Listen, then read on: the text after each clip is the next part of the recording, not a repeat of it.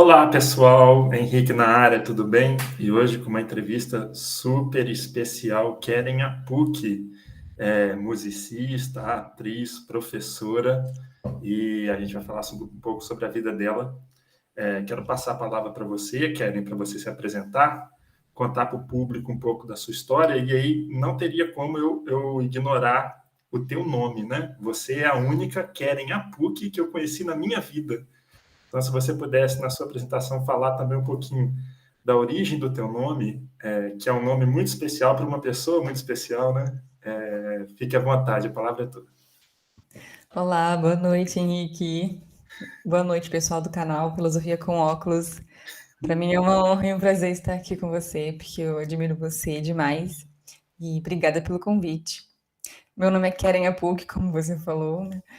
E acho que é um nome um pouco incomum, sim, mas vou te contar que eu já conheci outras 3 mulheres que têm esse nome. E a origem é de origem hebraica mesmo, né?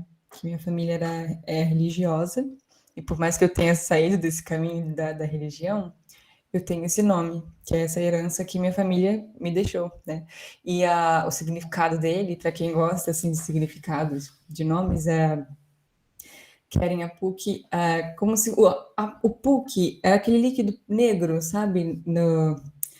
No tempo dos egípcios, onde eles usavam um líquido negro aqui nos olhos para proteger do sol, Puc é esse líquido, então o significado é tipo brilho dos olhos, ou pequeno líquido, né? Líquido negro para os olhos. Algo assim, nesse sentido. É interessante que você trabalha com a questão visual, porque você é atriz, e você também trabalha com a questão auditiva, porque você é musicista, né? Então, você nos chega por todos os sentidos, né? Olha só, quero falar um pouquinho assim da tua história. Quando foi que você descobriu a arte na sua vida? Primeiro foi na música, primeiro foi no teatro, como é que foi? A primeira entrada, assim, porta de entrada para a arte na minha vida, que me convidou foi a música. Eu comecei a entrar para um curso de cavaquinho quando era criança, logo em seguida eu estudei um pouco de violão. E aí, com mais ou menos 12 anos de idade, eu comecei a ter curiosidade por cantar. E foi no mesmo período em que eu conheci a Lady Gaga, quando ela começou a aparecer assim na mídia. E ela é, assim, uma referência para mim. Que foi quando eu comecei a entender, a perceber que eu podia cantar, que eu podia ter voz para cantar. E foi aí que eu comecei a treinar em casa sozinha, até eu ir desenvolvendo a minha voz, a minha expressão vocal. E isso cresceu junto comigo, né? Com 12 anos, então eu fui crescendo na minha adolescência, experimentando a minha voz e foi primeiramente a música, né? E aí depois eu tive a oportunidade de entrar para o curso de teatro, oficina, curso livre de teatro, que era um curso popular inicialmente, com preço acessível, depois se tornou um curso público, de fato, gratuito para a população, então atendia uma grande parte da população, até de bairros distantes, assim, era um grupo bem legal de estudantes e eu fazia parte desse grupo. Eu tenho muito orgulho de ter feito e de ter tido a oportunidade de estudar teatro no Oficina.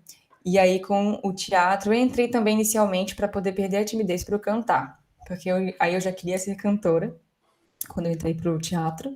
E era o meu objetivo, perder a timidez, entender essa timidez, que eu era muito travada, e consegui, consegui alcançar esse objetivo, foi bacana. Além de ter me identificado muitíssimo com o teatro, assim. Então, deixa eu te falar, você falou no Oficina, eu também fiz Oficina, nós somos colegas, né, da turma de 2015 e 2016. E o tempo passa rápido, né, menino? Nossa. E eu lembro que em 2014, final do ano, eu estava com um amigo em Cabo Frio, e a gente foi no teatro assistir um espetáculo do Oficina, que é o inspetor geral. E esse meu amigo, ele estava formando em comunicação, ele era crítico de cinema, mas ele tinha um olhar super crítico para todo tipo de arte. Ele é fotógrafo também, enfim. E ele ficou assim, quando ele começou a assistir a peça, ele parece que ele estava em transe, sabe? E ele estava fazendo uma análise da peça, da atuação de vocês, e você interpretou muito bem a mulher do prefeito, né, que é um personagem fortíssimo na trama. peça do Gogol, né? É muito legal a peça, assim, e eu fiquei maravilhado com aquela peça e falei assim, eu quero conhecer essas pessoas, eu quero fazer parte desse grupo, sabe? Eu não participei do Inspetor Geral, mas eu participei do Alto da Compadecida, né? E aí, quando terminou a apresentação, o Gabriel, que é esse meu amigo, falou, incrível a interpretação de todos os atores. Peça muito bem dirigida, muito bem montada, muito bem encenada. Eu adorei assistir a peça. E isso vindo dele, tipo assim, para mim foi, caramba, o cara é um crítico, sabe? De arte. Foi uma coisa assim que me chamou muita atenção. E aí, como é que foi para você essa experiência com a oficina, fazer a mulher do prefeito no inspetor-geral, né? E fazer também, eu sei que você fez o padre, né, no Alto da Compadecida, o padre e o bispo, você e a Bia Ebikin, né? Como é que foi essa experiência para você? Como eu falei, foi uma experiência, assim, de abertura de um novo universo, sabe? De um novo mundo, assim. E que me fez, ter muitas experiências, assim, trocar muito na relação artística e humana. Porque quando eu entrei para a oficina, né, então a gente criou também o NUDRA, Núcleo de Dramaturgia, porque também teve o NUMA, que era o Núcleo de Adereço de Maquiagem. Mas esse durou pouco tempo. Mas o NUDRA, ele foi bem forte, assim, onde a gente estudava dramaturgia, compunha peças teatrais, criava, né? E aí, a primeira cena que eu fiz foi A Cura de Anitta, que foi a primeira peça que eu escrevi, que foi uma sketch, uma cena curta. E aí, logo em seguida, a gente montou o Alto da Compadecida, que foi o espetáculo de encerramento do primeiro ano do Oficina, e no segundo ano teve o Inspetor Geral, e aí eu fiz a personagem Ana Andreevna, que mais que a mulher do prefeito era uma personagem fortíssima, né? E assim. E olha que curioso, você falou, falei que a Lady Gaga foi uma referência para mim na adolescência, e ela estudou teatro, né? Antes de ela querer ser cantora, ela queria ser atriz também, que eu já li a biografia dela. E ela fez essa mesma personagem na época que ela cursou teatro. Ela fez a mulher do prefeito? Ela fez a Ana Andreevna. Eu quero, eu não sabia disso, cara. Curiosidades. Ela montou um inspetor-geral lá com o grupo de estudo que ela participava lá em Nova York, e ela fez essa personagem, que eu fiz também. Olha que engraçado, né? Não, E tipo eu, assim, toda fã, fiquei como? Que maravilha! a Ana, a mulher do prefeito, é um personagem assim que tem a parte dramatúrgica, né? Mas ela tem uma parte vocal interessante, né?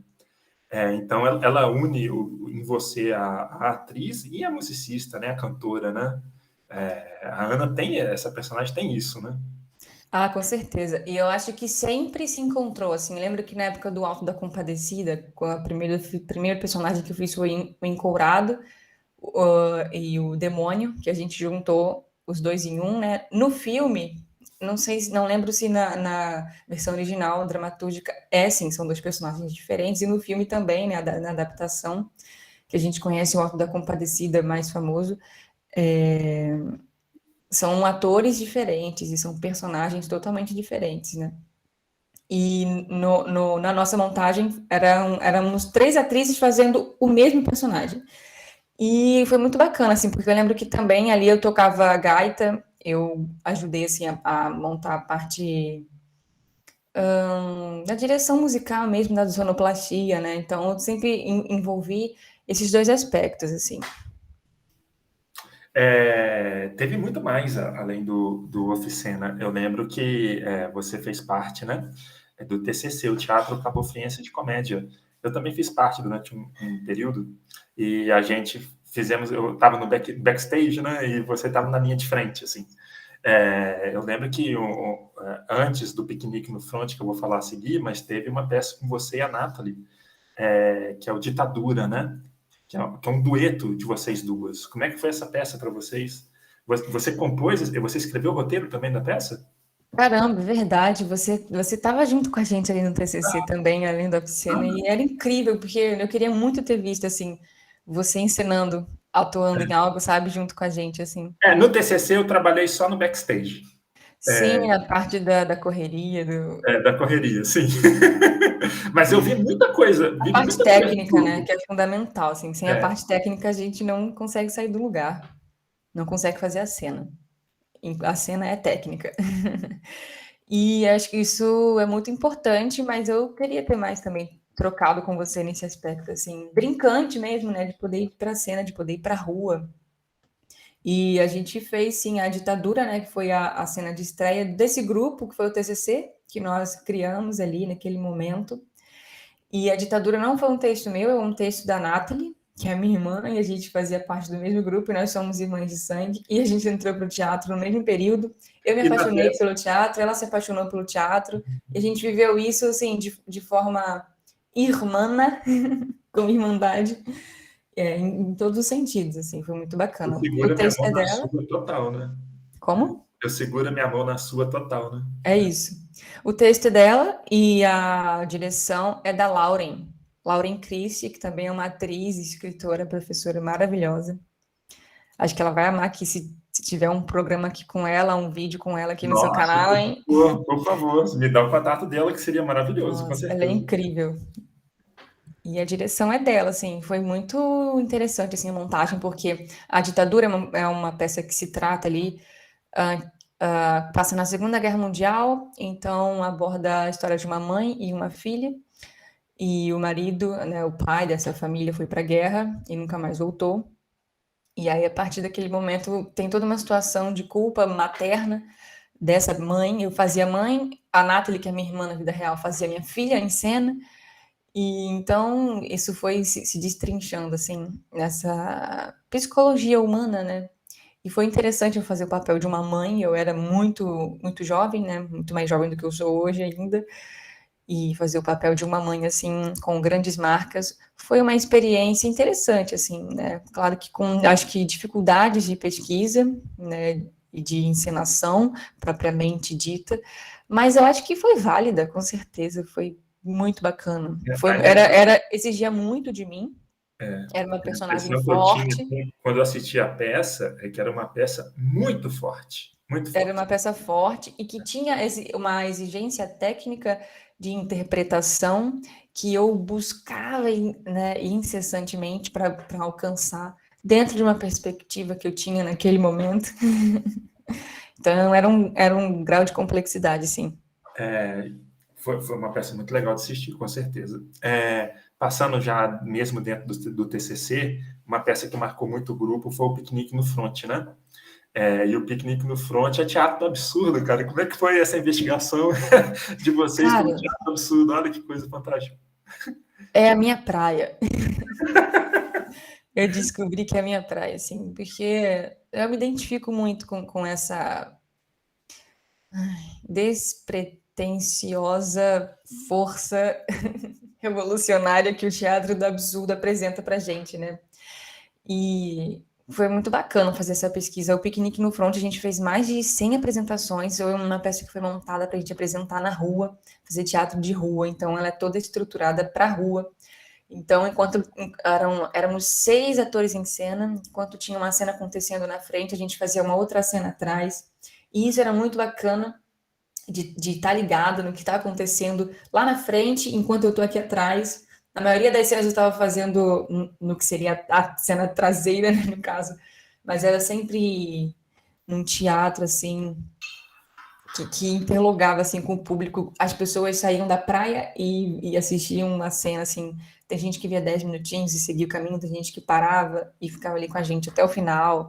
E isso era muito interessante, sabe? Então, a gente apresentava ali na rua, a gente apresentou em vários bairros aqui, no Peró, em festivais, na Praça Porto Rocha, na Praça da Cidadania, que a gente apresentava durante o verão todo, era o nosso point ali, né? E eu acho que, se não me engano, a gente levou essa peça para o Rio também, ali, no Largo do Machado, para fazer na rua. E foi muito legal. E é uma peça que está atual, né, por conta do que está acontecendo na Ucrânia, né? Um piquenique de uma família, né, no front de guerra, né? Sim. É uma coisa meio absurda mesmo. Continuando falando do TCC, depois vem a palhaçada brasileira, né? Vocês fizeram uma investigação na palhaçaria. Como é que foi essa experiência para vocês? Foi louco demais para mim, sabe? E foi muito bacana, assim. Eu lembro que a gente fez umas oficinas com alguns palhaços. Eu lembro que veio um palhaço do Rio também, o Dil Jaime, com a experiência de palhaçaria de rua e de hospital também. E, nossa, foi muito interessante, assim. E foi legal também por ter sido compartilhado. Na época a gente tinha um grupo grande, né? O Palhaçada Brasileira. Não lembro se eram 7 ou 8 em cena.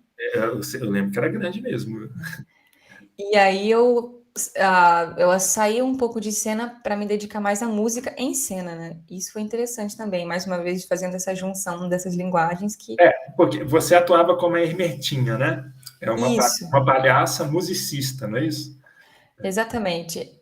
E ela fazia a trilha sonora da peça inteira ali, então eu estava o Sim. tempo todo tocando violão, tocando violino, tocando um tambor, para fazer os registros sonoros, né? Eu lembro também no Fest Solos, que é o festival de solos lá de Cabo Frio, do teatro, enfim, de outros lugares. Você, na figura da Androgina, você abriu 4 edições, né? Como é Do que foi essa Fest experiência? Fest Solos, como é que foi essa experiência para você? Eu lembro da Androgina, assim, incrível, né?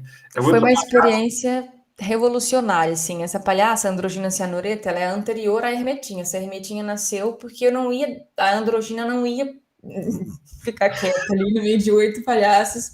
Então era uma outra linguagem de palhaçaria. A Androgina Cianoreta é uma palhaça bufônica, então eu, eu, eu, eu gostava de ir no limite, sabe? Eu gostava de sentir essa personagem, de jogar banana no público, de interagir dessa forma e de testar mesmo, sabe? Onde está a cena, até onde vai a cena, até onde eu interajo com o público dessa forma. E, ao mesmo tempo, utilizando dessa zombaria, né, social. E foi muito interessante apresentar o Fest Solos, que foi o festival de solos, né, daqui de Cabo Frio, e fazer parte também dessa organização. Então, eu apresentei as 4 primeiras edições dos 4 primeiros anos e foi muito bacana, assim, foi um teste para mim, eu acho que um teste de fogo, digamos assim, porque foi difícil, não foi fácil, eu nunca tinha apresentado um evento, então eu tinha que ter muita atenção, que ter muito cuidado, para além da pesquisa de palhaçaria bufônica, tinha que ter esse cuidado também, ao mesmo tempo de receber ali os atores e prepará-los para a cena, né? De ser essa mestre de cerimônias e de dar conta de não Nossa, esquecer imagina. nenhum detalhe, nenhum dado, nome de peça, nome de atriz e ator, classificação etária, informações que a gente precisa passar com seriedade também, né? Total. Então, Já acessando a Keren musicista, é, como eu posso perguntar, assim, quando que o seu trabalho aflorou o Imensidão, que é um álbum que está disponível no Spotify, né? E eu vou deixar o link na descrição desse vídeo para quem quiser ouvir. Eu tenho o Imensidão completo na minha playlist e ele está sempre tocando, né? A minha playlist toca de maneira aleatória, então está sempre tocando o Imensidão. Alguma música do Imensidão sempre toca. E, tipo assim, como é que foi a composição desse trabalho? Foi o teu primeiro trabalho como musicista? É o teu último trabalho? Virão outros? Como é que foi? nossa, então, eu comecei a compor nessa mesma época, assim, que eu comecei a cantar ali, sabe? Que eu comecei a aprender as primeiras notas no violão, que eu lembro que foi meu avô que me ensinou. E aí eu comecei já a fazer uma combinação desses acordes e criar letras em cima. E aí eu comecei a desenvolver isso, foi uma coisa muito natural. É claro que ainda hoje eu tenho que estudar muito, mas foi uma coisa bem natural para mim, essa parte musical. Eu tinha é bem intuitivo, sabe? E aí, então, eu fui compondo ao longo dos anos, e em 2019 eu consegui gravar o meu primeiro álbum de músicas autorais, meu álbum de estreia, que se chama Imensidão, e são 14 músicas autorais, arranjadas, compostas e executadas em seus instrumentos por mim. Então, assim, foi uma viagem muito louca. E a Imensidão fala sobre o mar, acho que, e sobre a inspiração do que o mar traz, evoca para mim, assim, como pessoa e como artista, porque eu sou natural de Cabo Frio e eu sou influenciada, assim, por essa natureza que tem aqui, né? Pelo estilo de vida que tem aqui, de modo mais natural, mais próximo à natureza. E morando perto do mar, não tem como fugir dessa inspiração, né? Então, sempre observando o mar e tendo essa contemplação que eu me proponho, que eu me trabalho hoje em dia para ter também essa abertura, a gente se inspira e traz essas lições, né? Aplica, interpreta e traz lições para a vida. E foi aí que nasceram as músicas de Imensidão. Olha, o Imensidão para mim é mais do que simplesmente escutar uma música, assim. O Imensidão é uma experiência estética sonora, sabe? É um convite assim para você viajar no melhor sentido da palavra, assim. É uma viagem de trem escutar a Imensidão, sabe? Pelas letras, pela tua voz, pelos instrumentos que você toca. Eu anotei o nome de um instrumento de percussão aqui, é djembe, é assim que fala, é assim que se pronuncia? Isso, djembe. Djembe. E eu acho incrível a sua performance no djembe. Tem uma música que é Mãe Preta, que é toda no djembe. Tipo assim, você fez uma pesquisa sonora vasta para fazer esse álbum, né? É uma coisa assim bárbara, sabe? Como é que foi isso para você, cara? Qual é a proposta para o teu público, assim, quando o teu público escuta o Imensidão, o que você quer trazer, assim, sabe? Ai, obrigada pelas suas palavras, por escutar, né? Sim. Para mim isso, né, é extremamente incentivador, porque é muito trabalhoso, né, dar conta e tentar fazer isso de modo autônomo, né, de modo independente, e sendo mulher e fazendo isso sentindo-se só, sentindo-me solitária. Então é um trabalho solitário também, essa parte mais musical, né? Mas eu acho que você tocou num ponto essencial, assim, que para além da inspiração e de abordar uma temática relacionada à natureza, à intuição, tem muito a ver com estética, sabe? E de criar uma estética sonora que tenha personalidade, que tenha mensagem, que tenha inovação. Eu tenho sim esse compromisso, e Imensidão é sobre isso, e eu pretendo fazer novos álbuns que tenham também essa personalidade e que encontrem novos caminhos estéticos, sonoros. Keren, é um trabalho de artista. Quando você vê aquele artista solitário no torno, não. Quando o sujeito faz um vaso de barro, tem o nome daquela roda que gira, né? E aí ele faz a jarra, às vezes não fica bom, ele desmonta, ele faz de novo. É um trabalho de fabricação, né? Quando eu escuto, eu percebo assim que você fez um trabalho de fabricação, de teste, né?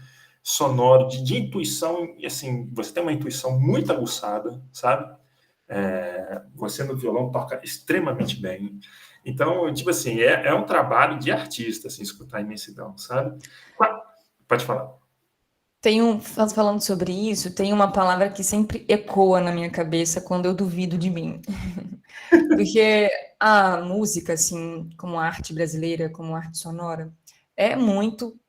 Tem seus carimbos. Então, as pessoas escutam música pelo samba, escutam música pelo sertanejo, escutam música pela MPB, pela bossa nova.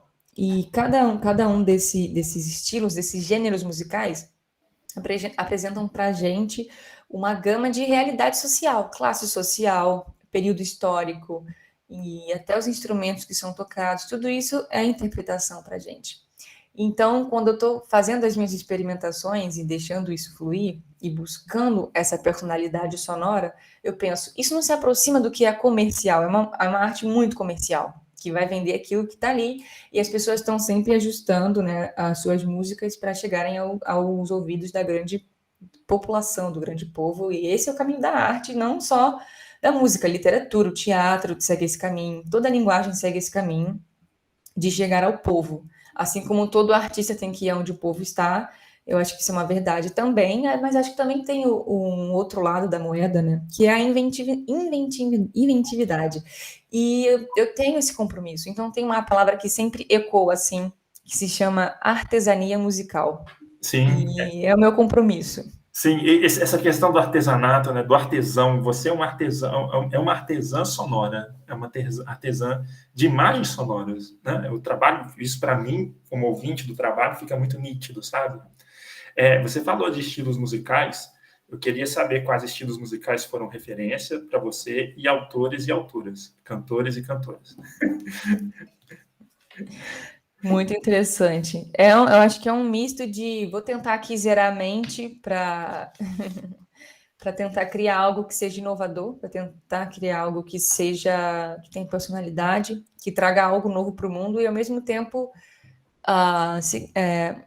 alimentando e reverenciando raízes. Eu sou uma grande fã, tenho escutado muito a Rosa Passos, a Maria Rosa Passos, que ela bebe ali da fonte do samba canção, do samba também e da bossa nova. E hoje em dia ela é uma senhora com uma musicalidade, ela foi uma mulher incrível e é uma mulher incrível. E tem muita gente boa. Então, Rita Lee tem essa sua pegada irreverente. Sim. Fátima Guedes, eu amo a música dela, Flor de Ir Embora, sempre canto nos meus shows e entro em contato com o público. Essa música é uma música muito sensível também, né? Ai, tem muita gente boa.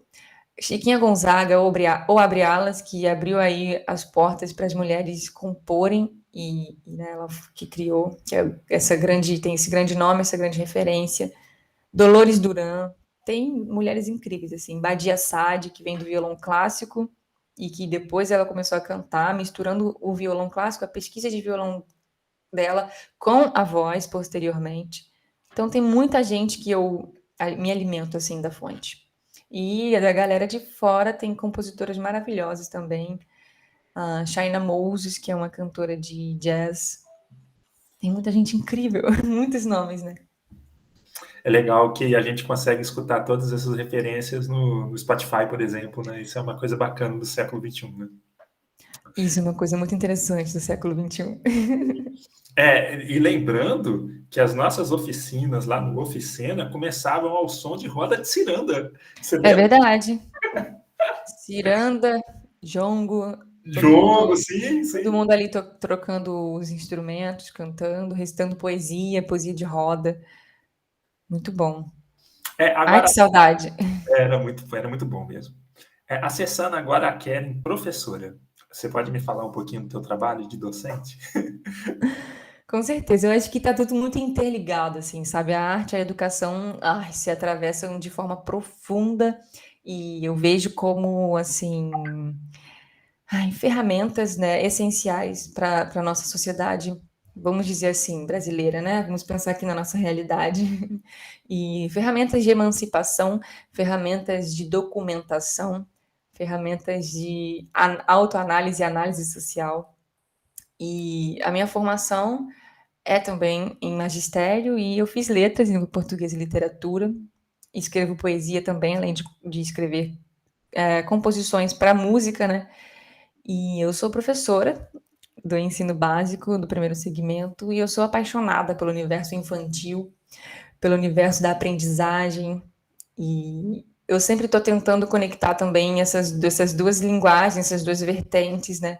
A educação e a arte, a música, a expressão como um todo, para os meus alunos, para os meus estudantes, né? E acho que faz esse caminho, assim. E eu fiquei sabendo que você leva o violão, o pandeiro, né?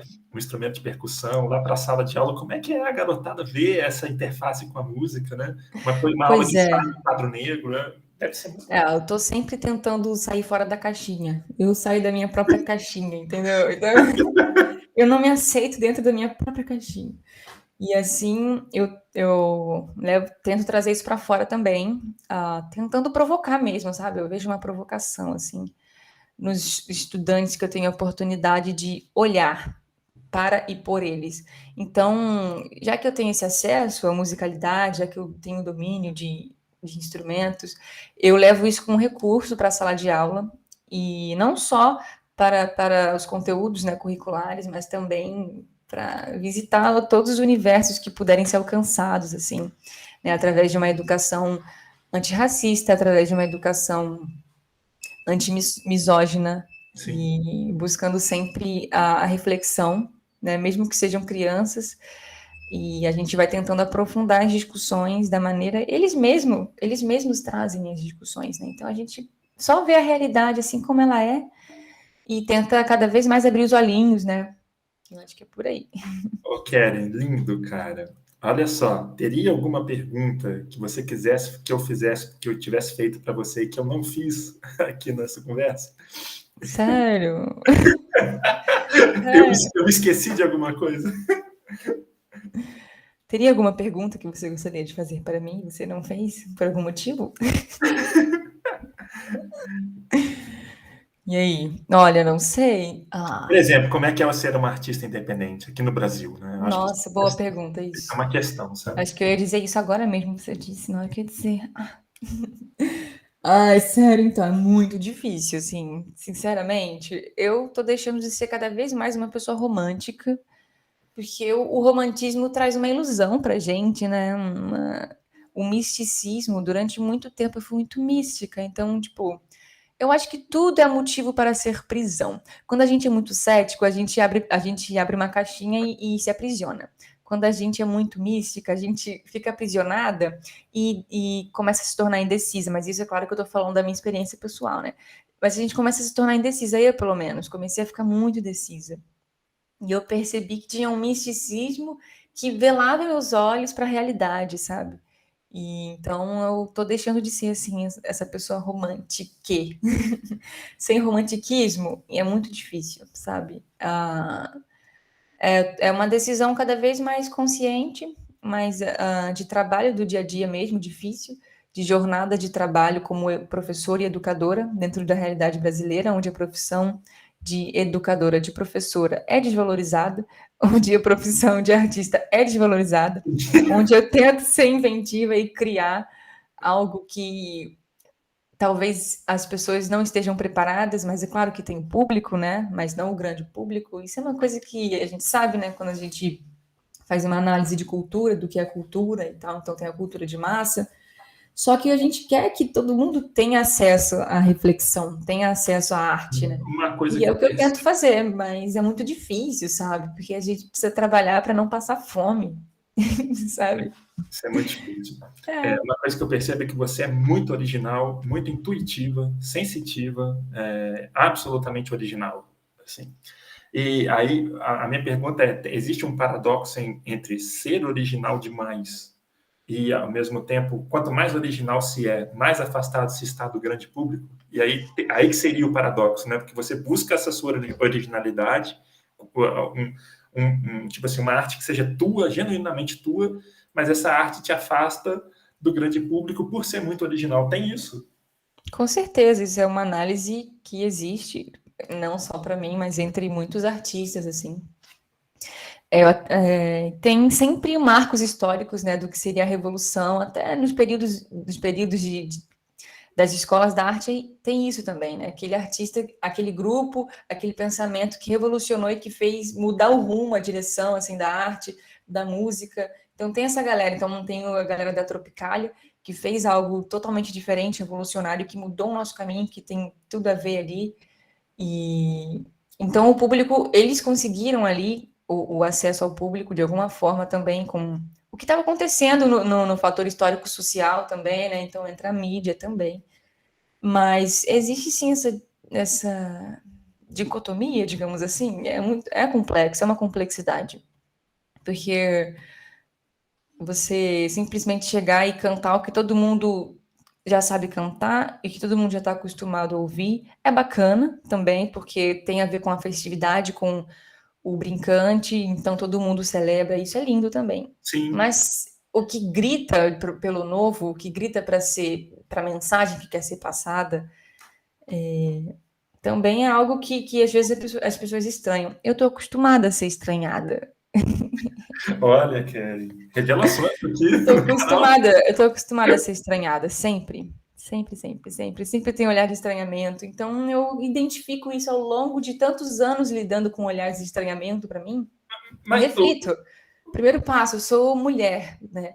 Tem a ver também com a minha sexualidade, por ser uma mulher lésbica e por ter uma personalidade que é só minha, sabe? E as pessoas estranham mesmo. E por querer fazer arte, diga. o que eu vejo no seu trabalho, o que eu consigo capturar, é que você busca uma assinatura muito própria sua. O teu nome, que era Iapuc, né? E, tipo assim, e aí, por conta disso, pode surgir esse estranhamento. Eu, né, falando de mim, eu acho que quando um artista busca a sua assinatura própria, eu acho isso extremamente incrível, cara. Eu acho uma coisa simplesmente magnífica, sabe? Né? Quem dera se todos os artistas fizessem isso, essa pesquisa, né? De buscar quem é, né? Porque conhece-te a ti mesmo, né? Eu funciono por esses dois princípios. Agora você é professor de filosofia, então, tipo assim, conhece-te a ti mesmo e depois de se conhecer a si mesmo, torna-te quem tu és. Então, é plural, assim, aceita todas as diferenças, essas duas premissas, sabe? É A isso. convivência do diverso, sabe? Então, eu estou cada vez mais convencido de que o caminho da vida é uma busca por conhecer-se a si mesmo e tornar-te quem você é, cara. Eu estou E convencido. aí a gente vai voltar para a origem, né? É um caminho de retorno para a origem. Porque, assim, enquanto a gente está tentando ser alguém melhor ou ser alguém aceitável para a sociedade, a gente está esquecendo a gente, tentando buscar a gente, ou esse agente que é um agente social, né? Que tenha um valor ali. Mas a gente já tem valor, nosso valor humano já é valorável, sabe? E é simples e é imenso ao mesmo tempo.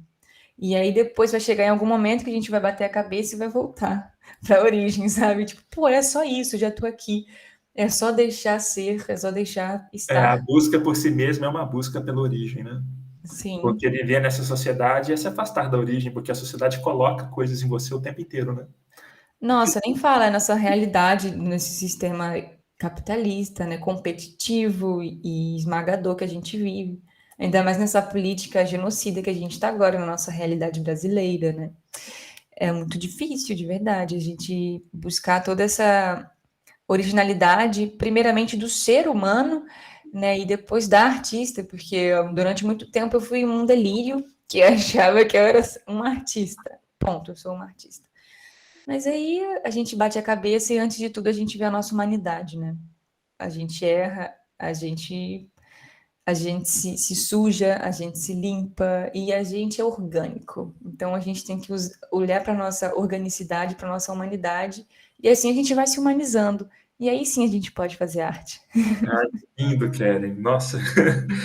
Tem alguma obra aí surgindo no radar, nesse forno aí maravilhoso da Keren Apuk? Olha, eu tenho composto, eu quero poder lançar um álbum, que vai ser, no caso, seria, né? Pretendo que seja, meu segundo álbum, já que tem o Imensidão, que é meu álbum de estreia, mas aí a gente tem toda uma produção para fazer, né? De Sim. gravação, de estúdio, de E é arranjo. super complexo, imagino, né?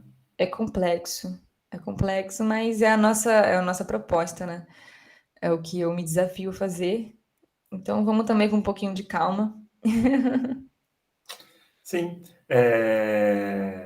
Encerrando já, você quer dar algum recado para o público que nos assiste? Vou deixar aqui, faço questão de quem quiser e puder, né? Ouvir o álbum Imensidão, o trabalho é magnífico, tá? Vou deixar o link aqui na descrição do vídeo. E aí eu vou te deixar com as palavras finais, Karen. Fica à Ah, mas vontade. já, mas já, vamos pegar uma cerveja, um café, vamos. Agora que eu comecei a suar, agora que eu comecei a esquentar. Ok, então, a gente faz uma próxima.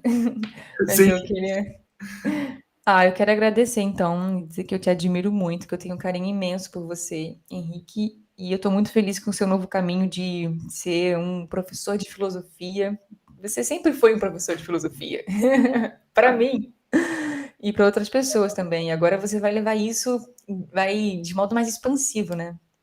E você é super poético também, então eu queria primeiramente te elogiar, te agradecer e obrigado. expressar meu carinho para você, que é enorme.